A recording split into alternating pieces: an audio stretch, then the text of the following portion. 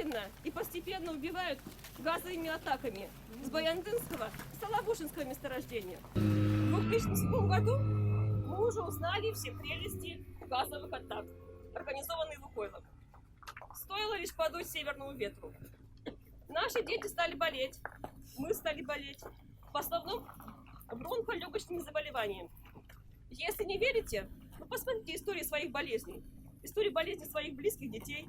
Самым большим ударом для наших жителей стала газовая атака в день сдачи единого государственного экзамена. Когда дети пришли на экзамены и были вынуждены сдавать его в ватно-марлевых повязках. Это нормально, Россия? Россия, твои дети пишут единый государственный экзамен чуть ли не противогазом. Наша власть молчит, наша пресса молчит, наша местная власть Тоже полностью, значит, Согласна. поддерживает Лукойл. И также районная, я не знаю, но надо ли власть менять тоже, чтобы они за народ Давно болели. пора. Ну, вроде бы все. Молодец,